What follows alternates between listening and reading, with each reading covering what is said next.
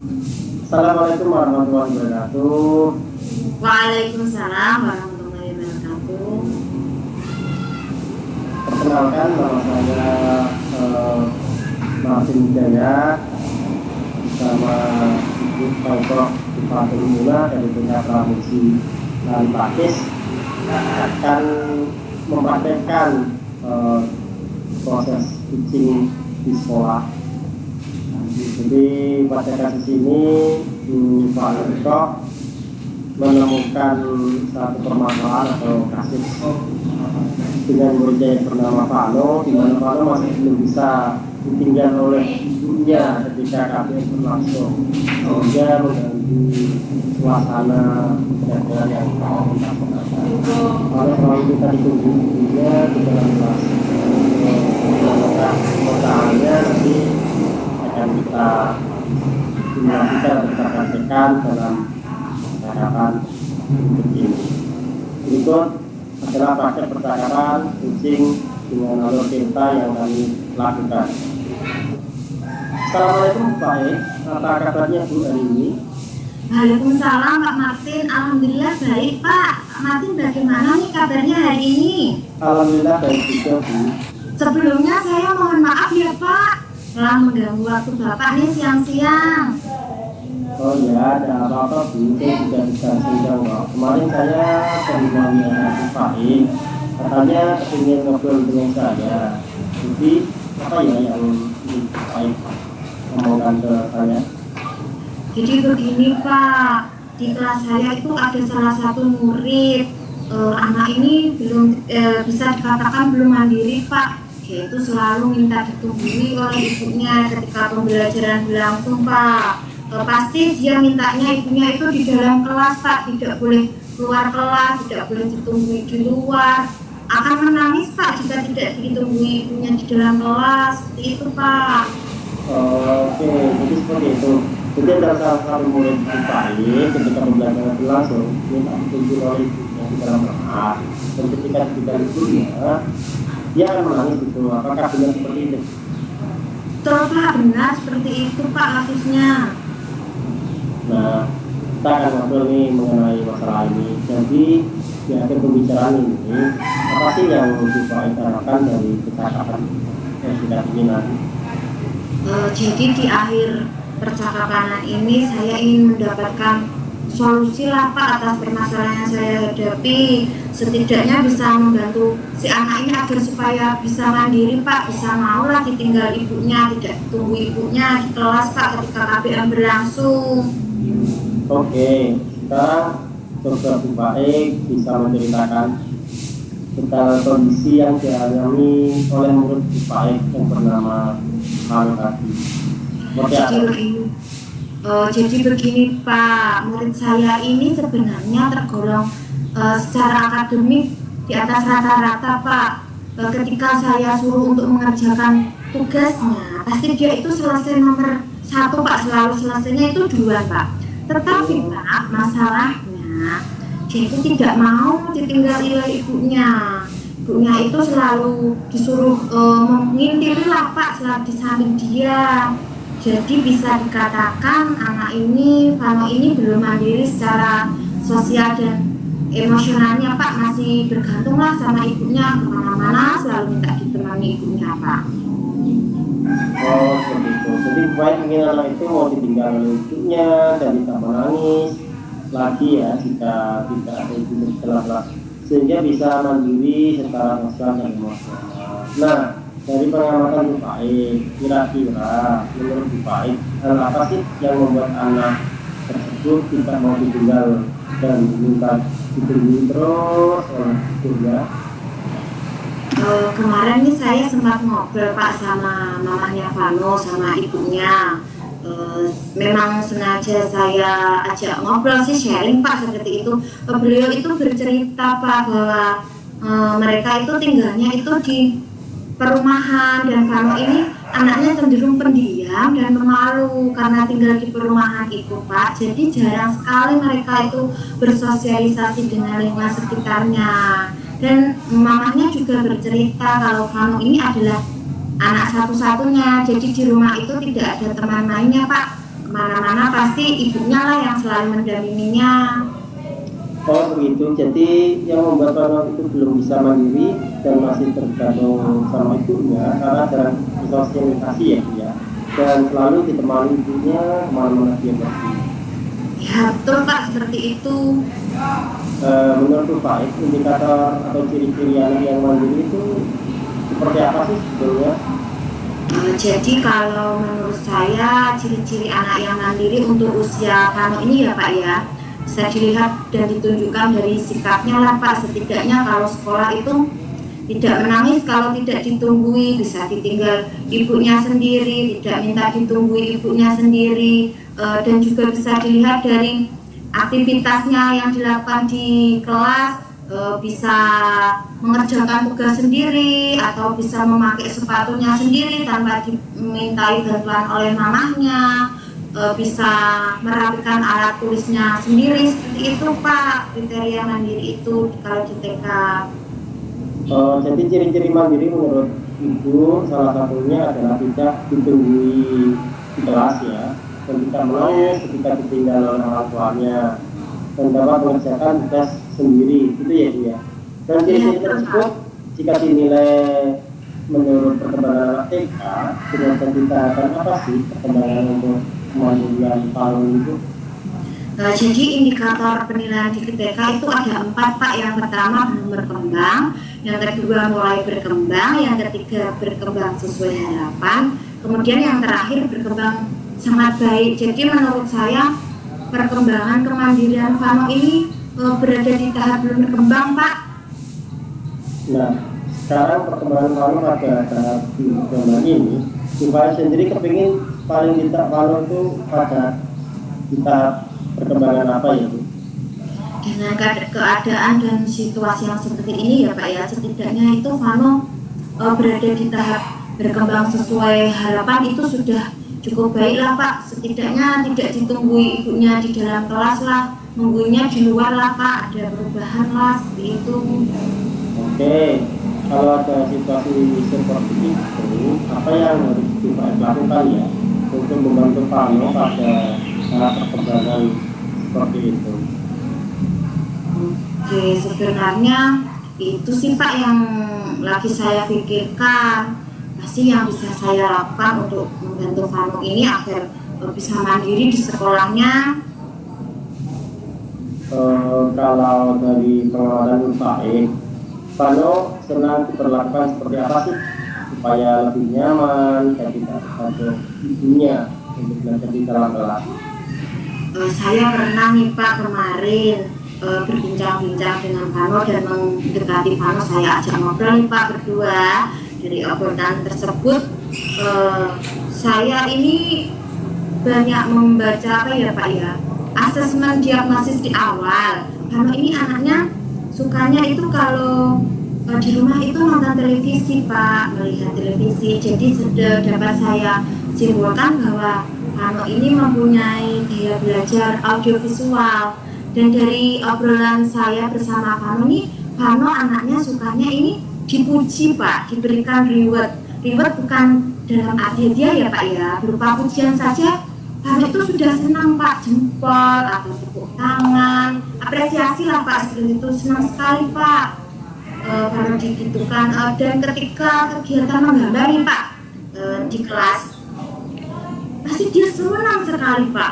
Gambarnya itu hasilnya bagus sekali Pak Vano.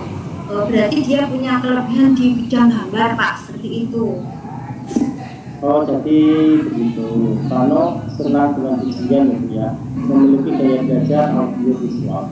Dan anaknya suka sekali bergambar. Dari cerita Bu Baik, apa yang harus dilakukan itu untuk mengatasi masalah Vano itu? Jadi yang saya ingin lakukan itu, saya inginnya itu mengintegrasikan pembelajaran sosial dan emosional Pak, dan pembelajaran berdiferensiasi dalam RP yang saya buat nanti. Kemudian untuk kemandiriannya saya bisa apa ya Pak, revisi sebenarnya keyakinan kelas itu sudah ada Pak, tapi nanti akan saya revisi. Terus selanjutnya saya akan apa ya Pak ya, renovasi kelas. Oh, maksudnya bukan arti renovasi yang bongkar atau gimana ya Pak ya?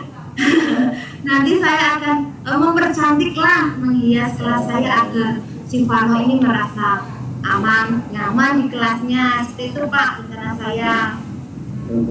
Jadi interior kelasnya diperbaiki ya Bu ya. Betul Pak. Bagus sekali Bu Baik. Ya, bagus sekali Bu Baik. Jadi Bu Baik ingin mengintegrasikan pembelajaran sosial dan emosional dan pembelajaran berrekreasi di kelas, revisi keyakinan kelas dan merenovasi kelas dalam arti setting interior kelasnya cantik biar anak nyaman gitu ya. Iya betul Pak, seperti itu. Bagaimana Bu Baik untuk mewujudkan hal tersebut itu langkah-langkahnya Bu? Tadi yang pertama saya akan menerapkan pembelajaran berdiferensiasi ya Pak. Nanti bisa saya memutarkan video-video pembelajaran yang nanti kontennya saya bisa isi dengan konten cerita tentang anak yang pemberani, anak-anak yang mandiri, anak yang berani sekolah sendiri, tidak ditungguin mamahnya, seperti itu Pak. Nanti yang kedua saya akan mengembangkan pembelajaran sosial emosional yang terintegrasi dengan pembelajaran saat kelas Pak. Seperti sebelumnya kan saya sudah ada baris nih Pak sebelum masuk kelas, tapi ini bentuknya baris biasa Pak. Saya ingin nanti sebelum anak masuk kelas ini, anak-anak bisa memilih stick emoji Pak. Emojinya itu berupa emosi bisa senang, marah, sedih. Jadi dari stick emoji tersebut saya bisa setidaknya mengetahui apa yang anak ini rasakan hari ini. Dan saya bisa mengidentifikasi perasaan anak hari ini. Dan untuk melatih keberaniannya saya akan ini Pak, mungkin membuat jadwal untuk memimpin doa dan baris. Jadi memberikan kesempatan kepada anak untuk berani memimpin temannya dalam satu kelas Pak, memimpin doa dan baris. Nanti akan saya buat jadwal seperti jadwal piket ya Pak, kurang lebihnya seperti itu. Untuk keyakinan kelasnya nanti saya akan revisi Pak dengan memasukkan unsur-unsur kemandirian, misalnya saya berani sekolah sendiri, seperti itu Pak. Saya revisi Pak, sebelumnya itu belum ada Pak di keyakinan kelas saya.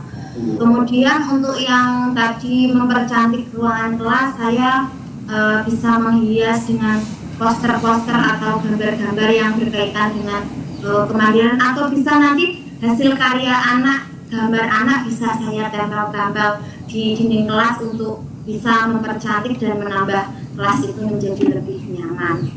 Seperti itu Pak Martin. Oke, bagus sekali tuh Bu. Berarti ada 4 rencana tindakan yang akan Ibu Pak lakukan ya nantinya ya. Iya Pak. Dari sini kira-kira adakah tantangan nggak sih Bu dalam pelaksanaannya nanti Bu? Untuk tantangannya dalam pelaksanaannya ini mungkin terkait ini Pak, penggunaan pemutaran tadi video-video pembelajaran. Kalau saya putarkan di laptop nanti kan tidak efektif Pak, karena umurnya 13, sedangkan laptop saya itu cuma 1. Dan di lembaga saya itu ada proyektor, cuma proyektornya itu terbatas Pak, cuma punya 1 di sekolah saya, tadi tidak bisa menggunakan tiap hari Pak.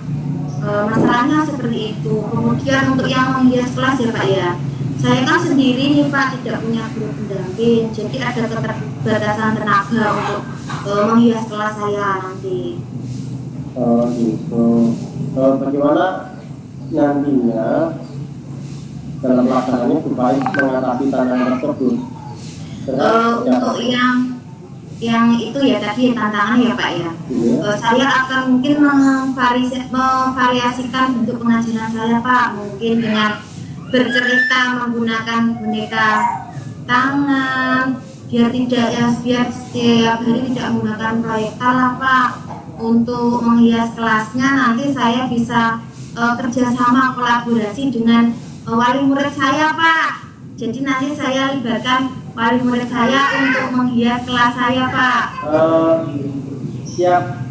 Siapa yang bisa membantu itu? Tadi bagus sekali sih mau melibatkan wali murid untuk menghias kelas kolaborasi dengan wali murid itu, atau yang akan berupaya libatkan dalam kegiatan tersebut kira-kira siapa lagi? Untuk yang terkait penggunaan proyektor, nanti saya akan kolaborasi dengan kepala sekolah dan rekan sejawat saya Pak dalam penggunaan proyektor. Mungkin nanti akan dibuatkan jadwal lah Pak penggunaan proyektor. Jadi nanti penggunaan proyektornya lebih tertata dan rapi. Jadi saya bisa menggunakan proyektornya nanti di hari apa saja itu sudah terjadwal Pak, seperti itu.